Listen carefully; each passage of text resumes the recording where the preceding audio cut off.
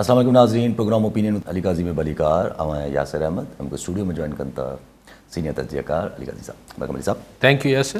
علی صاحب اج chief justice Lahore high court صاحب ایک جوڈیشل کنوینشن کے خطاب کر رہا. Chief justice Lahore high court صاحب جو چوڻ हुयो त असां कंहिं बि इदारो या कंहिं बि एजेंसी या कंहिं बि सरकार जी बी टीम थियणु पसंदि नथा कयूं. कोर्ट जो एतिराम कंदऊं त असां बि एतिराम कंदासीं, न त पोइ असां मां बि तवक़ा न रखूं.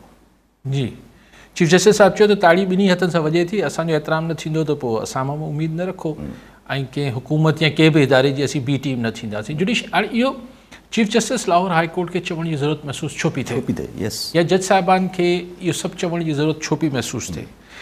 ज़ाहिर आहे त इहो हिकिड़ो लफ़्ज़नि में ज़ाहिर हुननि को अदालती कार्रवाई में कोन चयो आहे, हुननि जुडिशियल कन्वेंशन सां ॻाल्हाईंदे चयो आहे, पर चवणु ज़रूरी छो सम्झनि पिया एजेंसीज़ त बार बार एजेंसी जो नालो, इदारनि जो नालो, बी टीम, त उनमें इहो महसूसु थिए थो त महसूसु छा जेको ॻाल्हि चिटी लॻी पई आहे त अदलिया जेको आहे उहो पंहिंजी इंडिपेंडेंस ऐं ख़ुदि मुख़्तियारी ऐं पंहिंजी स्ट्रेंथ खे असर्ट करे पई, उनखे मतिलबु मञराए पई त भई हाणे ईअं जेको माज़ी में थींदो रहियो आहे असांखे जीअं हलंदो रहियो आहे किसो ईअं क़ाबिल क़बूल न आहे. मूंखे यादि आहे यासिर जॾहिं चौधरी इफ़्तिख़ार वारो मामिलो थियो हो तव्हांखे 2007 में त उरूज थियो हुयो, हा, उन खां थोरो पहिरियां त उन महिल मुंहिंजी हिकिड़ी हमरा सां कचहरी थी जेको तज़िया नगार तमामु ऐं ॼाणू ऐं बाख़बर माण्हू हो. मुंहिंजे सां कचहरी थी, मुंहिंजो यार ही मुशर्रफ साहब हुकूमत में हुआ, इस्टेब्लिशमेंट जी गवर्नमेंट हुई, मुंहिंजे ही ॻाल्हि पकड़ मां निकिरी वई छा? चयो हा बराबरि निकिरी वई आहे. ऐं हुन महिल इहो चयो वेंदो जेको बाद में शेख रशीद बि इहो जुमिलो चवंदो, दरअसल ही इस्टेब्लिशमेंट जे हवाले सां हुन माण्हू मूंखे ॻाल्हि कई, बाद में शेख रशीद बि चवंदो त ही कारो कोट ऐं कारो कैमरा इहो जेको इस्तिलाह हो त हू बि हुन मूंखे हुन महिल चयो त हीअ जेका कारे कोट वारनि जी ताक़त आहे यानी वुकला बार इहो ऐं कैमरा यानी media, electronic media, print media न इलेक्ट्रॉनिक मीडिया, इन ते इस्टेब्लिशमेंट जी उहा गिरफ़्त न हुई, माना कॾहिं हिन ॾे को घणो ध्यानु न ॾिनल हो. नओं उभरियल बि हुया, नओं इलेक्ट्रॉनिक में टीवी मीडिया बि नओं उभरियो ऐं वकीलनि पहिरियों दफ़ो त चयो पर हिन दफ़े हाणे हिननि जो बि लाइ बि बंदोबस्तु कबो त आईंदा जे मतिलबु इस्टेब्लिशमेंट खे ख़बर हूंदी आहे कहिड़ी पार्टी, कहिड़ी धुर, कहिड़ो इदारो छा कंदो, कीअं कंदो, त हुन लाइ तयारी हूंदी आहे. पर हिन में को तयारी न हुई त ही उभरी आया आहिनि त पोइ वाक़ई में ॾिठोसीं त टीवी मीडिया खे कीअं मैनेज थिया, मामलात कीअं थिया, बार्स कीअं अलॻि विरहाइजी वियूं, जेको कुझु थियो. पर जुडिशरी बि ते त हमेशह नज़र रही आहे 1950 खां वठी. त हीउ जेको हिन दफ़े थिए पियो, हीउ न कारो कैमरा करे पियो न कारो कोट करे पियो. हिन दफ़े जेको चैलेंज आहे ऐं न को टीवी मीडिया एज सच करे पियो, हिन दफ़े जेको चैलेंज आहे अगरि आउं 2007 ऐं अॼु जे 2024 में पाण ॾिसूं त basically judicial front end social media, digital media चओ, सोशल मीडिया चओ, जेको वणे चओ, त हाणे हिन लाइ तयारी थींदी हूंदी. लेकिन ठीकु आहे, तव्हां सोशल मीडिया ते त जेको आहे हिकिड़ी कानून ठाहे सघो था. जज साहिबान खे बि हुननि रिमार्क्स ॾियण खां जेको पेमराकल ऑर्डर जारी कयो, इहो ज़रा अदालतनि में ई चैलेंज थी वियो आहे न. ऐं अॼु चई छॾियो आहे अदालत बि त भई अञा उॾायो कोन अथनि पेमरा जो ऑर्डर, लेकिन चयो अथनि त कंहिं बि चैनल जे ख़िलाफ़ु कार्रवाई न कयो. चवण जो मक़सदु इहो आहे त ही जेका असां वटि पोइ अॼु जीअं जस्टिस इस्लामाबाद हाई कोर्ट हिकिड़ो पाण ही ॿुधो लाहौर हाई कोर्ट जे चीफ जस्टिस जी ॻाल्हि त मतिलबु बरमला ऐलान हुन, ऐं जे ऐलान करण जी ज़रूरत छा आहे? कंहिं बि चीफ जस्टिस खे चवण जी ज़रूरत छो महसूसु पई थिए त असीं बी टीम न थींदासीं? ज़रूरत तॾहिं महसूसु थींदी आहे यासिर जॾहिं हुननि खे उहो करण लाइ हुननि खे कंहिं मजबूर करे रहियो हूंदो आहे त हू चवंदो आहे त बाबा आउं कोन थींदुसि. त वरी पाण ॾिसूं त जेको इस्लामाबाद हाई कोर्ट जे जज साहिब आहे जेको वरी हाणे रिमार्क्स पाण नथा रिपीट करे सघूं ऐं वरी तलबी बि करे वरिती आहे, सवालात बि मोकिले ॾिना आहिनि लाॻापियल इदारनि खे. त हाणे इनखे इहा रोकण जी कोशिशि आहे, पर इहो वरी इहा त तयारी न आहे, इहे हथनि में अचे न पई ॻाल्हि. आउं ईअं सम्झां थो मूंखे 2007 वारी ॻाल्हियूं काफ़ी शयूं चिटियूं यादि आहिनि ऐं हाणे 2024 में वरी आउं जॾहिं हीउ सभु कुझु ॾिसां पियो त मूंखे लॻे पियो त शयूं पूरी तरह गिरफ़्त में आहिनि कोन। अच्छा 2007 में सॉर्ट ऑफ मार्शल लॉ हुई मुल्क में, हाणे नी मार्शल लॉ हुई, ॾिसो न उन महिल मार्शल लॉ न हुई, जनरल साहब तो जनरल साहब वेठा हुआ, जनरल साहब वेठा हुआ, चीफ एग्जीक्यूटिव हुया न चीफ एग्जीक्यूटिव त प्राइम मिनिस्टर हो, बाद में छॾे ॾिनियूं न न न न न हुन महिल सिविलियन हुकूमत हुई। 2002 में त इलेक्शन थी विया न, त 2007 में शौकत अज़ीज़ साहब प्राइम मिनिस्टर, लेकिन मथे head of as president of Pakistan त आर्मी चीफ ही वेठल हुआ, त हिकिड़ी हाइब्रिड हुकूमत हुई, मतिलबु सिधी मार्शल लॉ न हुई। हींअर बि बहरहाल ईअं त सिविलियन दौरु आहे, लेकिन ज़ाहिर आहे असां वटि सभिनी खे ख़बर आहे त हीउ कीअं हले थो हुकूमती सरिश्तो, त उन हिसाब सां चवां पियो त मूंखे महसूसु ईअं थिए पियो 2007 वारी फील अचे पई त जुडिशरी जंहिंखे चइजे न त न शयूं कंट्रोल में त न आहे। पोइ खुदा न ख़्वास्ता आहे हुन में 2007 में त काफ़ी वॾा एक्सीडेंट्स बि थिया जी। 2007 में पोइ आख़िर में जॾहिं ॻाल्हियूं सफ़ा हथनि मां निकितियूं त 3 नवंबर ते पोइ इमरजेंसी मुशर्रफ साहब लागू कई, जेको मार्शल लॉ इमरजेंसी चवण त ॿी ॻाल्हि आहे, पर एक्सीडेंट्स पोइ थींदा आहिनि जॾहिं इदारा टकराव में अची वेंदा आहिनि, जी हा, पोइ कुझु न कुझु त थींदो आहे, पर पोइ वरदो कुझु कोन्हे, हा वरंदो कुझु कोन्हे, उहा ॿी ॻाल्हि आहे, उहा बि ॻाल्हि आहे। अच्छा सरकारी हिकिड़ो त ई कोर्टनि जी तरफ़ां त ॾाढो हले थो पियो, पर ॿी तरफ़ PTI सां गॾु बि हले थो पियो। ख्वाजा सरा खां माना हिकिड़े हुननि खां ट्रांसजेंडर्स खां मार ॾियाराए वञे थी पई स्पोक्स पर्सन खे, पोइ रिस्पॉन्स ॾाढो ख़तरनाक बि अचे थो। इवन नून लीग मां बि राणा सना साहब चवनि था त हाणे अगरि ॻाल्हि ख्वाजा सराहन ताईं पहुती आहे त पोइ जेको आहे सुलह करणु खपे। ऐं गॾो गॾु वरी अगरि रखूं त कल्ह ॾिठोसि राति जो देरि सां हुननि जे CTD इस्लामाबाद CDA जेका कैपिटल डेवलपमेंट अथॉरिटी आहे उहा चढ़ी पई हुननि जे सेक्रेटरीट ते PTI जे ते तोड़फोड़ करे छॾी, सील करे छॾी। जी जेको ॾिसो राणा सनाउल्ला जेको चयो आहे इहो ख़तरनाक तनक़ीद आहे, ऐं जेको पाण न सम्झे जेको पाण न सम्झे मूंखे ख़बर न आहे कंहिं ॾे इशारो आहे, यस यस जी भई अगरि ॻाल्हि ख्वाजा सराहन ताईं पहुची वई आहे त पोइ इन खां बहितर ठा करे वठो, हाणे ख़ुदा ख़बर कंहिं ते तनक़ीद कनि पिया ऐं कंहिं ते तनक़ीद बि न आहे, टोक आहे, टोक सही सिधी टोक आहे। राणा सनाउल्ला टिपिकल हिकिड़ी जेको रूरल पंजाब ऐं रूरल सिंध जी इहा हू आहे, त यार ख्वाजा सराहन ताईं ॻाल्हि ॿुधी, असां चवंदा यार ज़ैफ़ान ताईं ॻाल्हि पहुती आहे छा, त हीउ बिल्कुलु उन मेंटालिटी सां हीउ जुमिलो अचे पियो। जेको CDA वारो थियो त ज़ाहिर आहे न यार, मतिलबु सिविलियन हुकूमत घटि न कंदी PTI सां, सिविलियन हुकूमत छो घटि करे, उनखे त अञा ॾिसो न अॼु ॿ शयूं थियूं आहिनि, हिकिड़ो हीउ थियो आहे त PTI जी ऑफिस टोड़े छॾियो सेक्रेटरीट इस्लामाबाद में, डिफेंड बि करे थो आज़म रज़ी, ऐं आज़म तारड़ हुनखे चए थो बिल्कुलु ठीकु टोड़ियो आहे, साईं कानून मूजिबि टोड़ियो आहे, बाक़ी सभु कानून लागू थियल आहे इस्लामाबाद ऐं सॼे मुल्क में, बाक़ी हीअ हिकिड़ी गैर कानूनी शइ, बिल्डिंग हिकिड़ी गैर कानूनी बाक़ाया त सो इहो तव्हां ॾिसो त हुन इहो थियो आहे। ॿिए पासे पंजाब में मरियम नवाज़ हुकूमत जेको आहे उहो चए थी हू जेको मज़मून लिखिया आहे इमरान ख़ान, हाणे पंजाब हुकूमत जी मदियत में यानी धुर ख़ुदि पंजाब हुकूमत थींदी, छाकाणि त इहो ॾोहो अडियाला जेल में थियो आहे, अडियाला जेल जेको आहे उहो पंजाब हुकूमत जे अंडर अचे थो, तंहिंजे करे हाणे हीअ नए केस जी तयारी आहे न,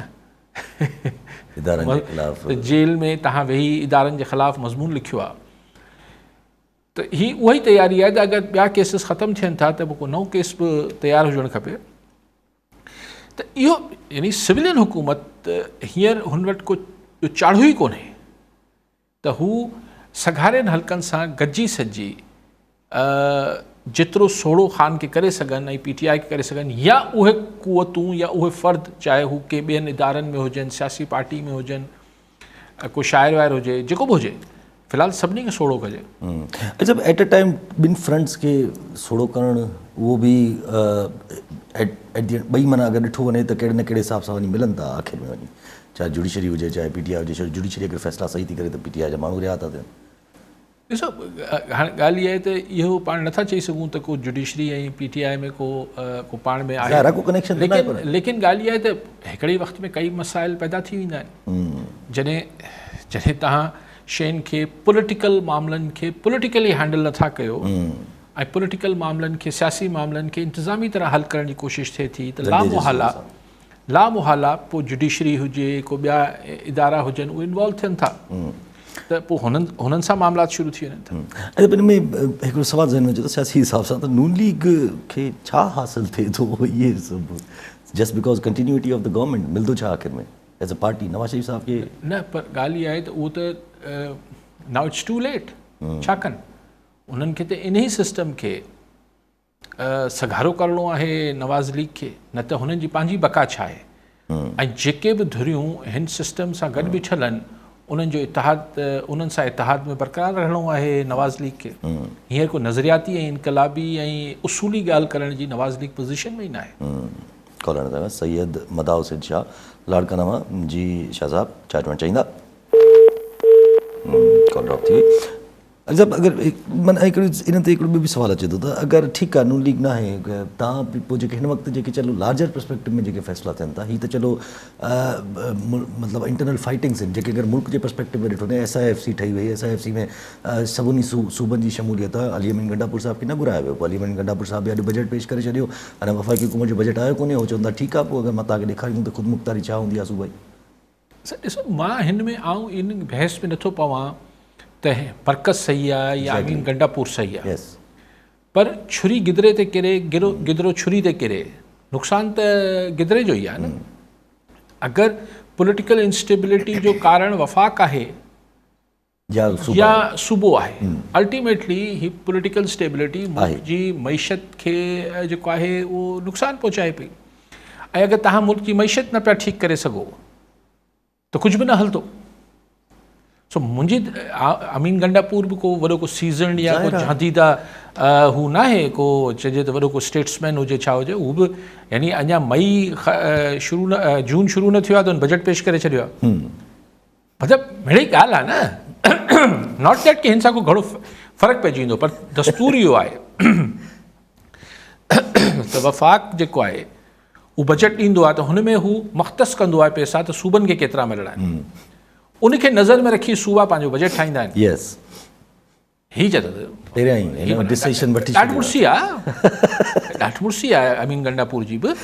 लेकिन आउं चवां पियो त ॿिन्ही अगरि तव्हां उनखे सिर्फ़ पे छो न घुरायो, अच्छा इहा वरी वफ़ाक़ जी ॾाढी मुर्सी आहे। माण्हू जी शिकल नथी वणे तंहिंजे करे तव्हां उनजो कोरम ई पूरो नथा कयो। जी हा कॉलर सैयद मदा हुसैन शाह लाड़काना जी शाह साहब छा चवंदा? वालेकुम सलाम जी। वालेकुम सलाम जी साईं। मां लाड़का थो ॻाल्हायां त लाड़काणे में हालात थियो मंशा जो नौजवान सभु तबाह थियो जी। को बि वाली वास लाड़काणे कोन्हे जी साईं।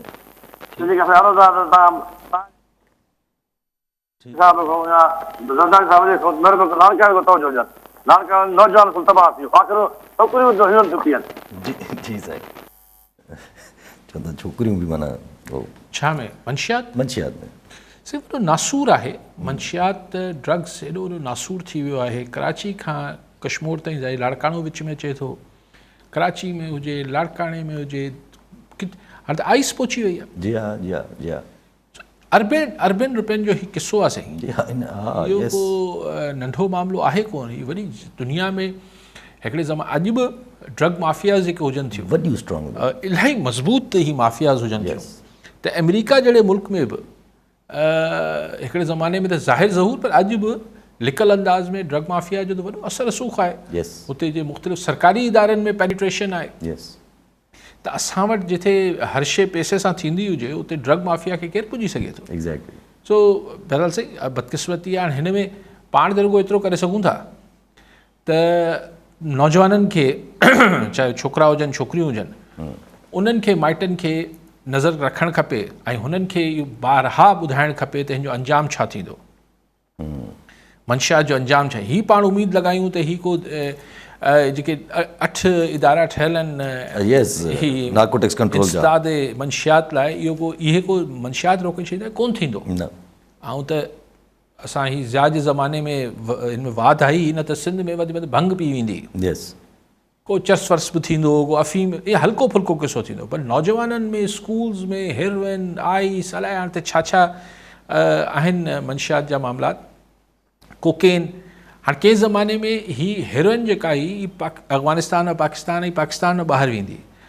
हाणे जेके महांगा नशा आहिनि, कोकेन हुजे, चवनि था आइस हुजे, इहे ॿाहिरां पाकिस्तान में इम्पोर्ट थिए थो, जी हाँ, जी हाँ, ॿाहिरां पाकिस्तान में अचे थो। जी हाँ, ऐं हिते जेको ठहे थो उहो त आहे ई, उनमें त अलाए छा मिलाइनि था, कोई शीशो मिलियल हुजे त उहो सॼो अंदरां जी हाँ, मारे छॾे थो। त पाण खे त सही इहो ई करे सघूं था शाह साहिब, त ॿारनि खे नौजवाननि खे बसि माइट ॾिसनि त भई हू कंहिं अहिड़े चकर में न हुजनि, ऐं आज़ादी हिकिड़ी हद ताईं ॾियणु खपे ऐं बाक़ी दुआ करणु खपे, ॿियो त कोई हल न आहे। ज़ाहिर आहे अहिड़ियुनि शयुनि जो माण्हू असां वटि ॾिसो न, असां वटि हाणे वीचारो जेको नसरुल्ला निठ वीचारो न सठे सघियो, ज़ाहिर हुनखे सिधियूं गोलियूं लॻियल हुयूं या वाइटल ऑर्गन्स जेके हुआ उहे मुतासिर थियल आहे, वीचारो शहीद थी वियो राति जो, सुबुह जो राति जे पेट में। अञा पुलिस हथियार रखियो वेठी आहे, गोलियूं पिया। हाणे यार इहे शहर में ॾिसी वियासीं, मारिया अधु मीरपुर माथेले के ऐं घोटकी खे ख़बर आहे त कंहिं मारियो आहे। एग्ज़ैक्टली, जी हाँ, लेकिन चइबो त साईं हाणे पुलिस ईअं ॿुध सुत त कोन कंदी। अच्छा, को नंढो माण्हू हुजे आहे त तव्हां ॻोठ ॿधी ईंदा आहियो, तव्हांखे पक हूंदी आहे त हू ॻोठ सॼो मुलविस आहे, पर छाकाणि त हिन में कोई भोतार इन्वॉल्व आहिनि, तंहिंजे करे चओ था साप्ती खां सवाइ साईं कीअं गिरफ़्तार कयो। भई साप्ती खां सवाइ बिल्कुलु सही ॻाल्हि आहे, साप्ती खां सवाइ त पोइ तव्हां ॻोठनि जा ॻोठ कीअं ॿधी ईंदा आहियो। तव्हां 50 माण्हू फ़िलहालु शक जी बुनियाद ते वठी ईंदा आहियो, त उहो छो वठी ईंदा आहियो, उहो बि कानूननि त ठीकु न आहे। पर हाणे छाकाणि त हीउ वीचारो नसरुल्ला शहीद जेको आहे इहो भोतारनि जो विक्टम थियो आहे, हाणे पुलिस चए थी ब्लाइंड केस आहे, सोचूं पिया कयूं ॾिसूं पिया, जानवर महर वांगुरु, हिन जो बि कुझु कोन। यस यस यस कॉलर सां गॾु निसार अहमद जोखियो कराची मां। जी जोखे साहब, छा चवणु चाहींदा? अली काई साहब जन के भाऊ यात्रा के अस्सलाम वालेकुम चऊं था। वालेकुम सलाम साईं। साईं पीआई खे जेको निजकारी कंदा, छा भला इहे खपाइनि था पीआई जहाज़नि ज़मीन एयरपोर्ट ते खपाइनि था या ठेके था ॾियनि, इहो थोरा सां सम्झाईंदा। ठीकु साईं। जोखी साहब वठणी अथव छा? सही खपाइनि था, ॿुधो त इहो आहे त खपाइनि था, ठेके ते कोन ॾींदा। ज़ाहिर ज़मीन अमीन सभु गॾु वेंदी। रेकोर्डिक वारी ॻाल्हि हा, तव्हां अख़बारनि में ॿार अची सऊदी अरब खे ज़ाहिर कंपनी जेका हू आहे गोल्ड्स अलाए छा जेका यस कुझु ईअं करके नालो अथसि जेका, त उन ते चयो आउं त कोन थो ॾियां पंहिंजा शेयर न ॾींदो। सो हाणे पाकिस्तान जा जेके 50% शेयर हुआ, 25% वफ़ाक़ जा ऐं शायदि 25% बलूचिस्तान जा, उन मां वफ़ाक़ पंहिंजे 25% मां 15% हाणे ॾींदी सऊदी। त जेको असांजो अरबें डॉलर जो मुबैना तौर ते रिज़र्व्स आहिनि, उन मां हाणे पाकिस्तान ज़ाहिर वफ़ाक़ बलूचिस्तान पाकिस्तान जा शेयर 35% रहिजी विया, 65% वॾे वटि इहो हूंदो असांजो। छा कारनामा आहिनि असां, कारनामा ख़ुदा जो कसम, इहे अलाए कीअं ख़तमु थींदा इहे कारनामा। चौधरी इफ़्तिख़ार खां केरु वञी पुछे, या चौधरी इफ़्तिख़ार खां पहिरीं जिन्हनि इहो ठेको ॾिनो एग्रीमेंट कयो उन्हनि खे केरु पुछे, जिन्हनि IPPs जो हाणे केरु पुछे सही। हिते कड़क जो रिसेंट सभिनी जे साम्हूं स्कैंडल जेको हुयो उनजो कुझु न थियो। उहो नवाज़ शरीफ़ बि ज़ोर हणी वेठो, यस चयो त पोइ नवाज़ शरीफ़ चयो चाचा तूं छॾ हिन ॻाल्हि खे, बसि थोरो मसइलो थोरो ॾुखियो आहे।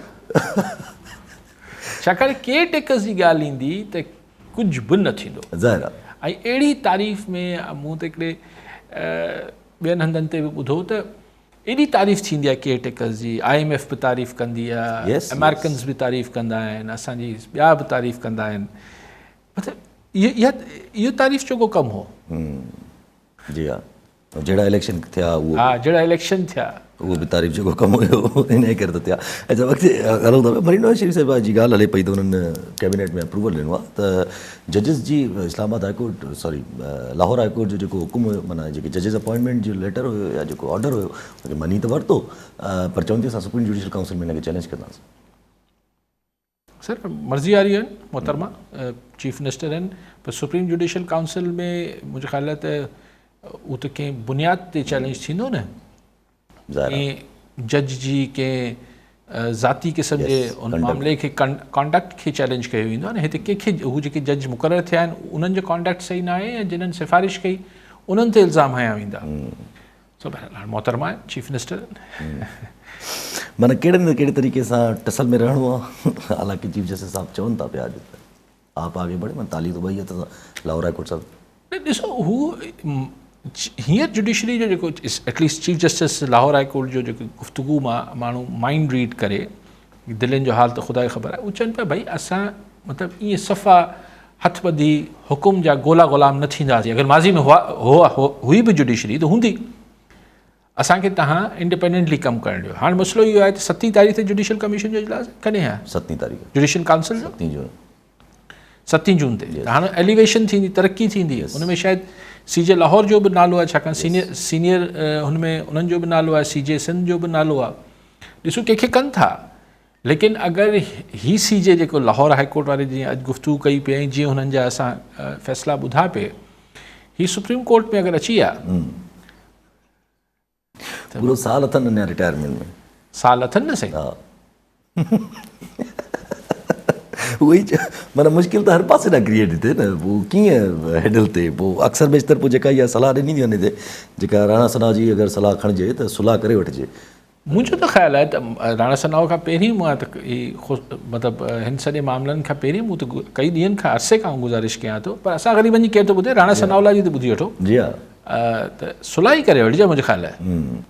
लेकिन ईगो एग्ज़ैक्टली इहो वॾो मसइलो आहे.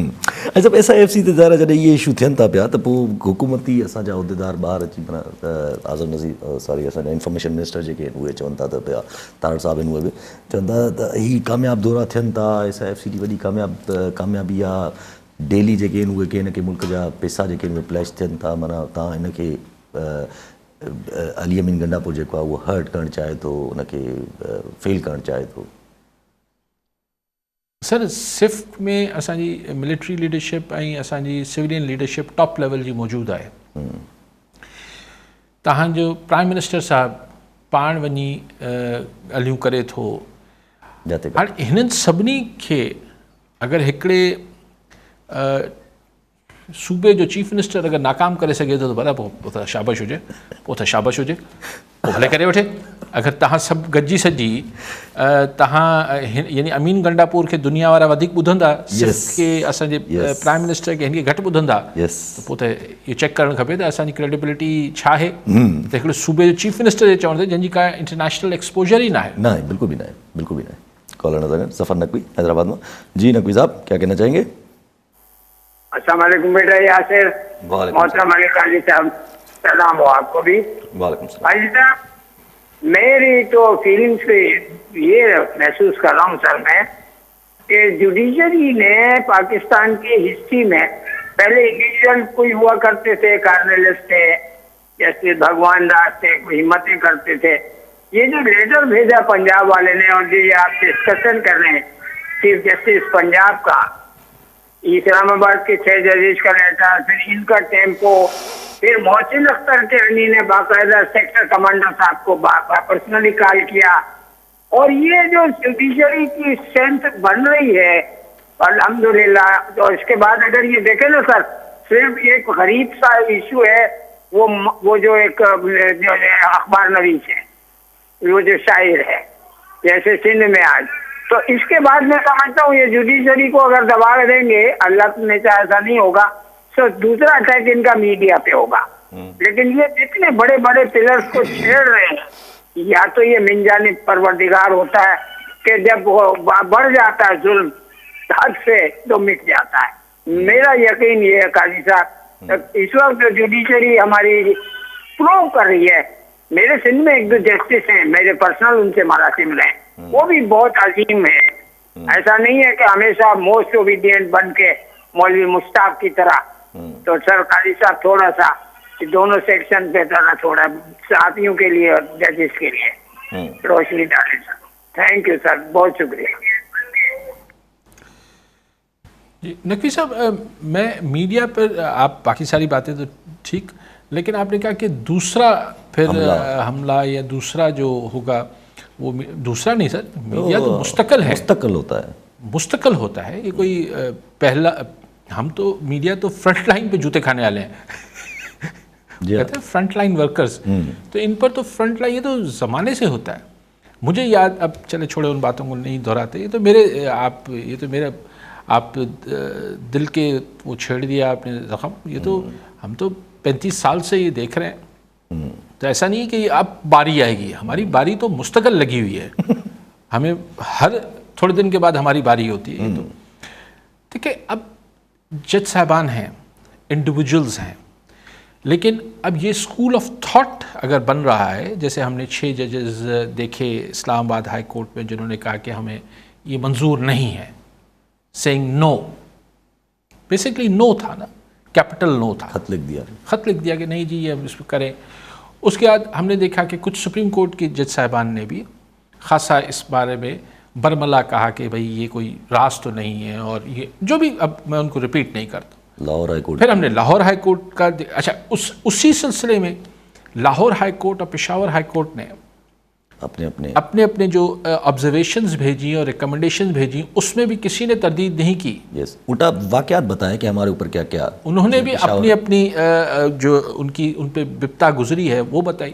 یعنی ایک طریقے سے یہ ہم خیالوں کا یا متاثرین کا، جو بھی آپ لفظ دیں، لیکن آفٹر آل جوڈیشری ہے، وہ بائی اسٹروک آف پین وہ ایک آرڈر تو کر سکتی ہے، لیکن الٹیمیٹلی اس کی ایگزیکیوشن جو ہے وہ ایگزیکیوٹو کو کرنی ہے. اس کی جو عمل درآمد ہے، وہ جیسے ہمارے سامنے بہت ہی واضح مثال ہے کہ چیف جسٹس بندیال کی جو بینچ نے پنجاب اور کے پی میں الیکشن کرانے کا حکم دیا، وہ آج بھی آرڈر تو انٹیکٹ ہے، الائیو ہے، اس کو کسی نے نہیں نہ چیلنج کیا نہ وہ رد ہوا، لیکن بس قصہ پارینہ بن گیا، نہیں عمل کیا. تو اب یہاں پر پھر جو ایک ڈر جو پیدا ہو جاتا ہے کہ پھر آپ اگر جو اہم ستون ہیں ریاست کے، پریس کو تو اس میں چوتھا، خام میں ہم پریس والوں کی خوش فہمی ہے کہ ہم چوتھا ستون ہے، لیکن 3 تو ہے نا جی. تو وہ جب ان میں سے کوئی بھی ایک ٹکراء میں آ جاتے ہیں تو پھر 2 ہی صورتیں بچتی ہیں. ایک صورت بچتی ہے کہ جی مطلب جو سب سے طاقتور ہے وہ باقی کو لپیٹ کے سائڈ میں بیٹھا دیتا ہے، بولا چپ کرو، جیسے ہم کہیں گے ویسے ہوگا، بزور بازو.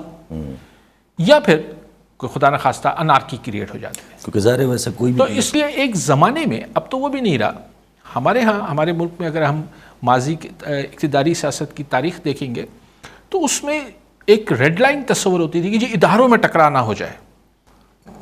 ایک ریڈ لائن تصور ہوتی تھی کہ جی اداروں میں ٹکرا نہیں ہونے دیا جائے گا، اور گورنمنٹس کے بیچ میں فنکشنل ریلیشن شپ برقرار، صوبے اور مرکز کے درمیان ٹکرا کے اوپر بہت ہی پریشانی ہو جاتی تھی. کوئی کبھی جوڈیشری یا پارلیمنٹ اور تو وہ ایک ریڈ لائن ہوتی تھی کہ نہیں جی یہ نہیں، ہم یہ تحمل یا یہ برداشت نہیں ہو پائے گا، یہ گوارا نہیں کہ ایسا ہو.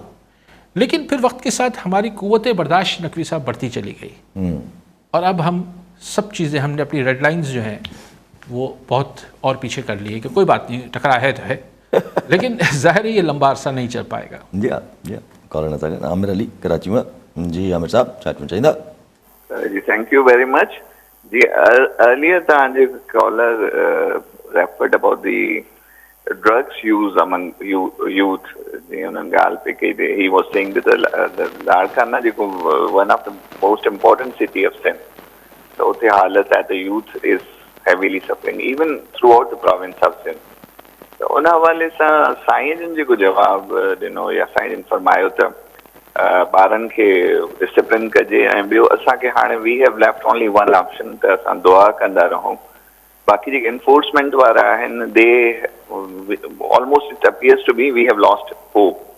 تو بڑے ندارن جو justification کیڑی ہے بجائے نجے I proposed to Qazi Sawis to say that these enforcement agencies has to come forward and unke publicly apology भी tender Karan go and then they have to take a strict action against drug traffickers and जेके भी under forces and we should have a drug free society. आखिर असांजे youth जो कहिड़ो कसूर आहे त they have been mistreated.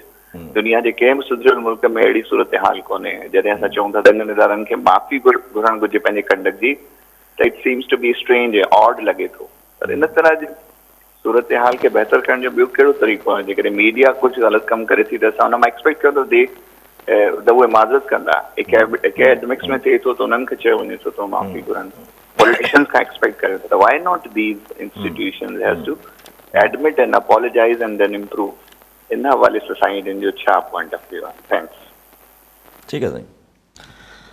Aamir साहब, हज़ार ख्वाहिशें ऐसी कि हर ख्वाहिश पे दम निकले, तहांजी ख्वाहिश तो बिल्कुल दुरुस्त है, लेकिन अपॉलोजी, माज़रत, माफ़ी को भी फ़र्द, इदारो या ग्रुप तॾहिं वठंदो आहे जॾहिं पहिरीं त हू एडमिट करे त हीउ हुनखां ग़लति थियो आहे या हू ग़लति कनि पिया, त पोइ उनजो तदारुक करण खां पहिरीं चइबो आहे भई असां ग़लती कई, असां माफ़ु कयो, हाणे असीं ठीकु था कयूं। कंहिं शइ जी कंहिं इदारे खां माफ़ी जा तलबगार थियूं असीं।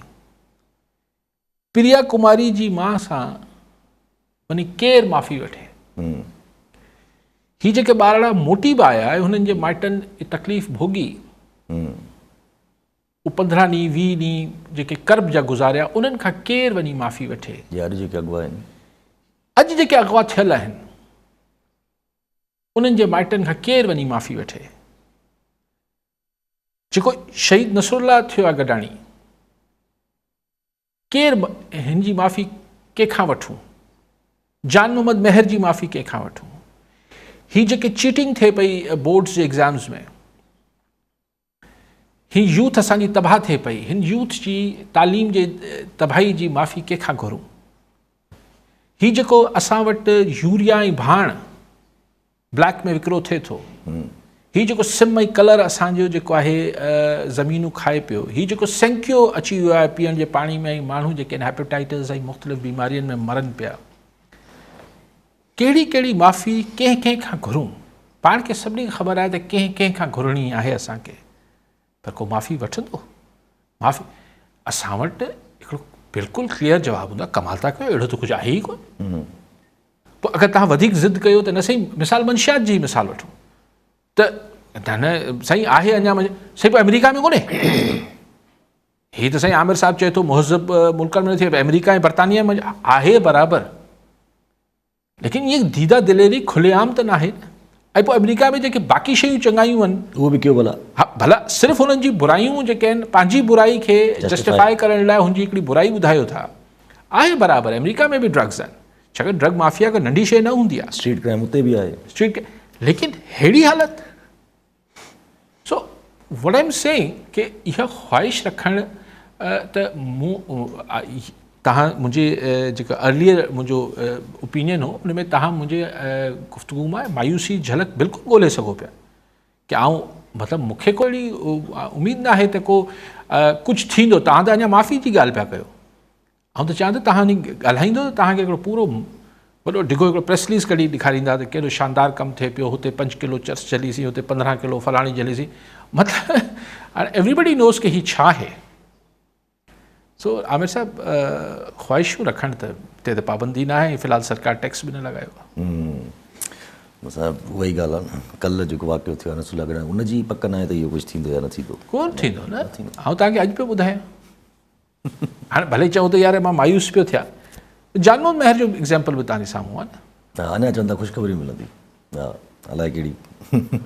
असां वक़्तु हलूं था पिया, अॼु इंटरनेशनल कोर्ट ऑफ जस्टिस में प्रोसीडिंग थी ICJ में, उते ऑर्डर्स कया विया आहिनि, ऑर्डर इसराइल खे त जेको राफ़ा ते अटैक कयो अथई या राफ़ा में जेको त मिलिट्री ऑपरेशन हले थो उनखे इमीजिएटली रोकियो वञे, ऐं होॾां ट्रूडो बि जेको आहे उहो सिग्नल ॾिनो आहे त असां फ़लस्तीन खे रिकग्नाइज़ कंदासीं but at the right time.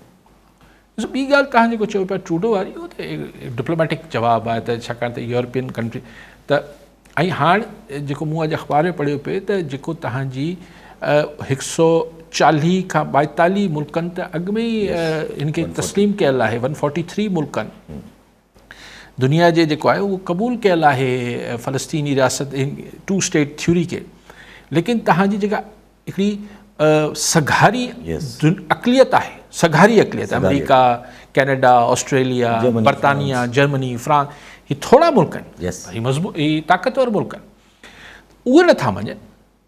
बाक़ी ही जेको इंटरनेशनल कोर्ट ऑफ जस्टिस में थियो आहे इन जो फ़ैसिले जो बि घणे भाङे अंजाम चीफ जस्टिस असां बंदयाल साहब वारो थींदो, लेकिन हिकिड़ो ॿियो जेको आहे मतिलबु ऑन रिकॉर्ड हिकिड़ी स्लैप हिकिड़ी इंटरनेशनल ज़मीर ते अगरि को आहे उन ते हिकिड़ी ॿी चमाट ज़रूरु आहे त इहो हाणे इंटरनेशनल कोर्ट ऑफ जस्टिस मां जो फ़ैसिलो बि जॾहिं नेतन्याहू न मञींदो त ठीकु आहे, न मञींदो। हाणे पहिरियों दफ़ो अमेरिका में थिए पियो त हुते कांग्रेस खे ख़िताब करण ई अक्सर ईंदो आहे हिन जो इज़राइल जो प्राइम मिनिस्टर, हर साल ईंदो आहे शायदि, हिन दफ़े ॿुॾतर में आहिनि। यस त छाकाणि त डेमोक्रेट्स जे केतिरे ई कांग्रेसमैन ऐं वुमन जेको आहे चवनि पिया त हिननि खे न सॾियो, यस नेतन्याहू खे हिन महिल न सॾियो, ऐं एहतजाज बि थी सघे थो अंदरि, एहतजाज बि थी सघे हाउस जे अंदरि ड्यूरिंग द स्पीच। लेकिन मजाल आहे त हू माण्हू जेको ऐं हू बिला नागा इज़राइल जेको आहे हू फ़लस्तीन जो कोस जेको आहे, कोस आहे न, त क़त्लेआम आहे, उहो जारी रखियो वेठो आहे बिना कंहिं हबक जे, बिना कंहिं शइ जे। त ही इंटरनेशनल कोर्ट ऑफ जस्टिस जो फ़ैसिलो बि हिकिड़ी ॿी चमाट आहे, हिकिड़ो ॿी चूंडड़ी आहे आलमी ज़मीर खे। मूंखे अहिड़ी का ख़ुशफ़हमी न आहे त सुभाणे नेतन्याहू ऑर्डर ॾिसी परेशान थी वेंदो, हाणे मूंखे कंटेम्प्ट ऑफ कोर्ट अची वेंदो। इज़राइल इन इट सेल्फ सॼी दुनिया हिकिड़े पासे सवाइ अमेरिका, जेसि ताईं अमेरिका क्लियर कट डिसीशन नथो वठे इज़राइल जे बारे में, तेसि ताईं इज़राइल खे दुनिया जी को ताक़त नथी जो मालिक परवरदिगार जी ॻाल्हि नथो, दुनियावी क़ुवतनि जी ॻाल्हि कयां थो, ऐं अमेरिका ते कॉन्स्टेंट प्रेशर त आहे, ॾिसूं कॾहिं हुन ते को अमल थिए थो। ठीकु आहे साहब, वरी महिरबानी साहब। नाज़रीन, अॼु जे प्रोग्राम जो वक़्तु पूरो थियो, वरी मिलंदा ईंदड़ प्रोग्राम में। दुआ में।